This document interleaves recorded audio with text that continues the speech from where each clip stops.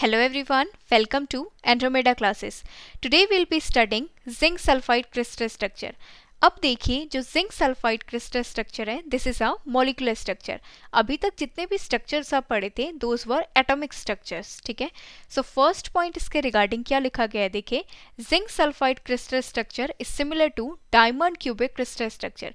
जैसे आपने diamond cubic crystal structure को फॉर्म किया था बाय इंटरपेनिट्रेशन ऑफ 2 FCC, ठीक है, वैसे ही आप क्या करते हैं, जिंक सल्फाइड क्यूबिक क्रिस्टल को भी जनरेट करते हैं. Second point is lattice of ZnS crystal is FCC with 2 atom bases. ठीक है, जैसे आपने डायमंड के केस में देखा था वो भी आपके पास क्या था, FCC था with 2 atom bases. One is zinc and the other one is sulfide. तो टोटल में आपके पास क्या बन जाएगा, 1 जिंक का molecule. So here I have written ZnS is a molecular structure. ठीक है, यहाँ पे देखिए जो डायग्राम आपको यहाँ पे शो किया गया है, अगेन ये सिमिलर है. किसके सिमिलर है, जो आपने डायमंड के केस में जो फिगर देखा था उसके सिमिलर है. जो ब्लू कलर के एटम्स यहाँ पे शो किए गए हैं ये आपका फर्स्ट FCC है, और जो ऑरेंज कलर के एटम्स आपको यहाँ पे दिख रहे हैं ये सेकेंड FCC के एटम्स है. अब देखिए यहाँ पे जो ये ब्लू कलर के एटम्स हैं ये आपका सल्फर रिप्रेजेंट करते हैं. ठीक है, और जो ऑरेंज कलर के एटम्स हैं ये आपके पास क्या है, दीज आर योर जिंक के एटम्स. फर्स्ट पॉइंट इसके रिगार्डिंग आपको क्या फाइंड करना है, देखिए number of atoms in unit cell. तो number of atoms again 2 FCC को इंटरपेनिट्रेट करवाए गए हैं, दैट मीन्स सेम डायमंड का केस है. तो डायमंड के केस में आपके पास नंबर ऑफ एटम्स किसके इक्वल आए थे, 8 के इक्वल आए थे. ठीक है, 4 एटम्स. ठीक है, 4 एटम्स आपको क्या मिलेंगे, फर्स्ट FCC से मिलेंगे, और 4 एटम्स आपको कहाँ से मिलेंगे, 4 atoms you will be getting from second FCC. ठीक है, तो टोटल में 8 आपको मिलेंगे. अगर इसको आप इलेबोरेट करना चाहें तो इलेबोरेट करके देखिए कैसे कर सकते हैं. मैंने आपको बोला कि जो ब्लू कलर के एटम्स हैं ये आपके क्या हैं, सल्फाइड है. तो ब्लू कलर के एटम्स के लिए अगर कॉर्नर एटम्स का कंट्रीब्यूशन देखेंगे then it is 1/8 multiplied by 8 such corners. Plus आपके पास क्या आ जाएगा, देखिए प्लस आपके पास जो फेस सेंटर एटम्स है, तो फेस का contribution is 1/2 and how many such atoms are there, 6 atoms are there. तो ये आपका किसके रिगार्डिंग आपने बनाया, दिस इज रिगार्डिंग सल्फर. ठीक है, प्लस आपके पास क्या आ जाएगा, दिस इज टोटल. देखिए 4 एटम्स यहाँ पे कंप्लीटली प्रेजेंट हैं. जो ऑरेंज कलर के एटम्स हैं ये कंप्लीटली आपके क्यूब के अंदर रिसाइड करते हैं. तो यहाँ से दिस इज 4 एटम्स जो कंप्लीटली आपके इसके अंदर लाई करते हैं. ये आपके कौन से एटम्स हैं, जिंक के एटम्स हैं. तो यहाँ से आप देख सकते हैं कि 4 आपके पास सल्फर हैं और 4 आपके पास क्या है, जिंक है. दैट मीन्स ऑन टोटल आपके पास कितने मॉलिक्यूल्स बन जाएंगे, ऑन टोटल आपके पास 4 ZnS मॉलिक्यूल्स, 4 ZnS मॉलिक्यूल. ठीक है, सेकेंड पॉइंट आपके पास क्या है, number of first nearest neighbour, that means coordination number आपको फाइंड करना है. तो अगेन देखिए डायमंड के केस में जैसे आपने फाइंड किया था, ये ब्लू वाला एटम और जो आपके पास यहाँ पे ऑरेंज कलर का एटम है ये आपके क्या बनाएंगे, फर्स्ट नियरेस्ट नेबर्स बनाएंगे. और ऐसे कितने एटम्स आपको मिलेंगे, 4 एटम्स मिलेंगे. ठीक है, तो डायमंड क्यूबिक क्रिस्टल और जिंक सल्फाइड के केस में कोऑर्डिनेशन नंबर किसके इक्वल है, 4 के इक्वल है. ठीक है, अब यहाँ से देखिए ये डिस्टेंस किसके इक्वल है, अगेन ये कंप्लीट आपके पास क्या है, बॉडी डायगोनल, और ये बॉडी डायगोनल का 1/4 पार्ट है. तो बॉडी डायगोनल का 1/4 पार्ट का मतलब क्या है, दिस इज √3a/4. ठीक है, सो here I am writing this is √3a/4. Next आपके पास क्या है, next one is number of second nearest neighbour. अब देखिए सेकेंड नियरेस्ट नेबर आपको फाइंड करना है. तो ये आपके पास यहाँ पे देखिए ये ब्लू कलर का atom and this blue colour का एटम कहाँ पे लाई कर रहा है, फेस डायगोनल के अलोंग लाई कर रहा है. तो फेस डायगोनल का भी हाफ करना है आपको. तो फेस डायगोनल किसके इक्वल होता है, दिस इज √2a/2. तो यहाँ पे आप लिख सकते हैं this is √2a/2 and this can be written as a/√2. ठीक है, फिफ्थ देखिए, अच्छा हमने यहाँ पे क्या लिखना था, number of second nearest neighbours. तो number of second nearest neighbour किसके इक्वल आते हैं, 12 के इक्वल आते हैं. ठीक है, मैंने डिस्टेंस यहाँ पे लिख दिया. This is number of second nearest neighbours आपके किसके इक्वल आते हैं, 12 के इक्वल आते हैं.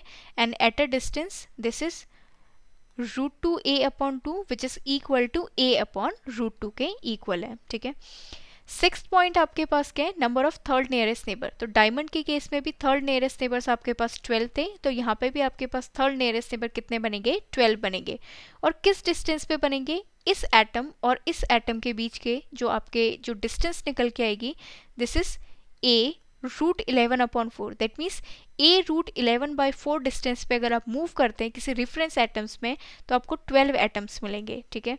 So distance of third nearest neighbour किसके इक्वल हो जाएगा, दिस इज a √11/4 के इक्वल बन जाएगा। Now what you have to find, volume of unit cell. अब देखिए वॉल्यूम ऑफ यूनिट सेल आपको फाइंड करना है तो किसके इक्वल आ जाएगा, this is equal to a³ के इक्वल है, ठीक है। 9th पॉइंट आपके पास है वॉल्यूम ऑफ प्रिमिटिव सेल। तो वॉल्यूम ऑफ प्रिमिटिव सेल किसके इक्वल होता है, वॉल्यूम ऑफ यूनिट सेल पर लैटिस पॉइंट।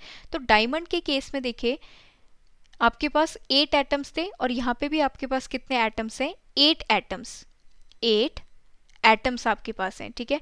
और एक लैटिस पॉइंट में इन वन लैटिस पॉइंट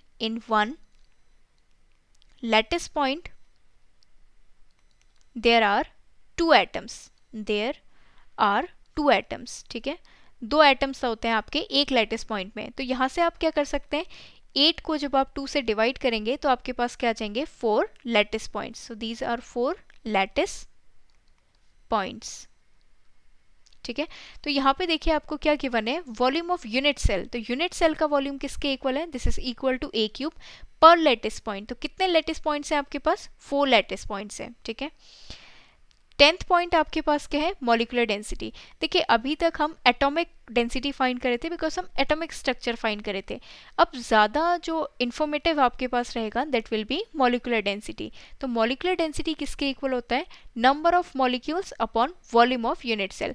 तो ऊपर देखिए अभी मैंने आपको कैलकुलेट करवाया था कितने नंबर ऑफ मॉलिक्यूल्स आपके पास बनते हैं, 4 मॉलिक्यूल्स।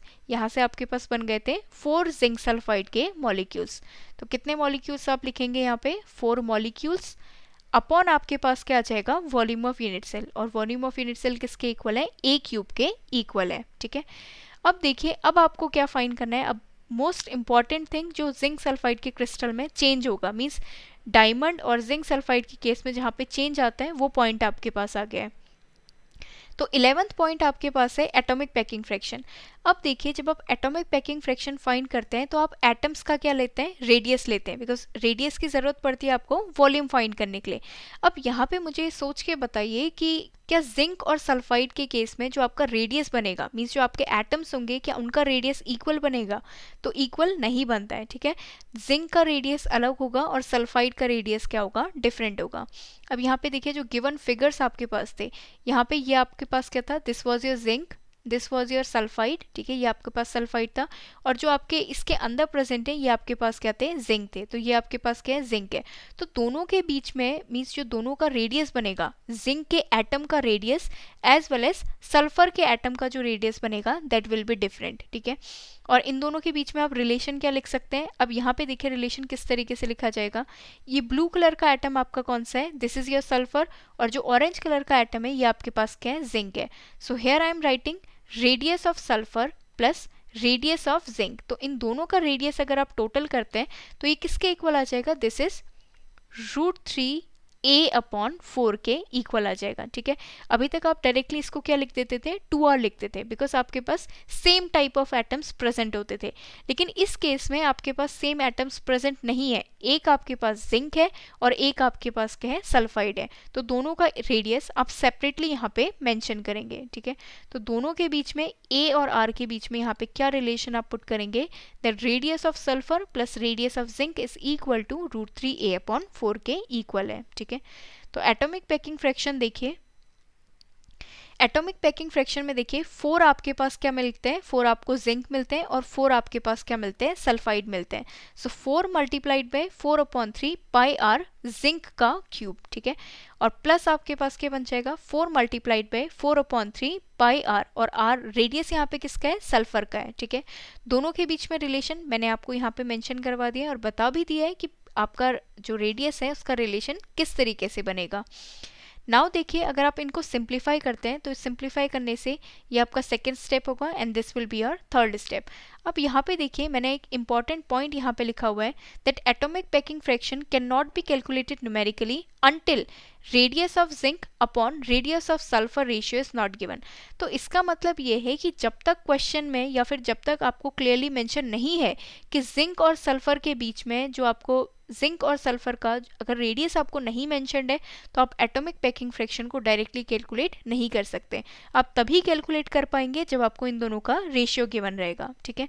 तो यहाँ पे इसको मैंने सिंप्लीफाई करके इस तरीके से लिखा हुआ है, यहाँ से ये दोनों आपके कैंसिल आउट हो जाएंगे। तो लास्ट में जो आपका एटॉमिक पैकिंग फ्रैक्शन बनेगा उसका वैल्यू किसके इक्वल आएगा, this is √3 π/4 radius of zinc upon radius of sulphur का होल क्यूब प्लस आपके पास 1, और डिनोमिनेटर में आपके पास बनता है radius of zinc upon radius of sulphur plus 1 इसका होल क्यूब, ठीक है। जब तक आपको रेडियस ऑफ जिंक और रेडियस ऑफ सल्फर का रेशियो ना पता हो तब तक आप इसको कैलकुलेट नहीं कर पाएंगे, ठीक है। लेकिन आप यहाँ से इस बात का आइडिया ज़रूर बता सकते हैं कि ये क्लोजली पैक्ड है या लूजली पैक्ड है। किससे देख के बता सकते हैं आप, कोऑर्डिनेशन नंबर देख के आप इसको बता सकते हैं, ठीक है। तो देखिए कोऑर्डिनेशन नंबर किसके इक्वल आया था इस केस में, coordination number was equal to 4। तो कोऑर्डिनेशन नंबर बहुत कम है। अब देखिए एफसीसी और एचसीपी के केस में मींस फेस सेंटर्ड क्यूबिक के केस में और हेक्सागोनल क्लोज पैक के केस में आपका कोऑर्डिनेशन नंबर 12 के इक्वल था, और तब जाके आपका जो एटॉमिक पैकिंग फ्रैक्शन था वो 74% के इक्वल आपको मिला था, ठीक है। और यहाँ पे देखिए कोऑर्डिनेशन नंबर बहुत ज़्यादा कम है। तो कोऑर्डिनेशन नंबर बहुत कम है दैट मीन्स आप यहाँ से आप एटॉमिक पैकिंग फ्रैक्शन तो न्यूमेरिकल वैल्यू फाइंड नहीं कर पा रहे हैं, लेकिन आप कोऑर्डिनेशन नंबर देख के बता सकते हैं कि जो जिंक सल्फाइड है that is loosely packed. So here I am writing this is loosely packed. चलिए नीचे एटॉमिक पैकिंग फ्रैक्शन के पॉइंट पे लिख देते हैं दिस इज लूजली पैक्ड,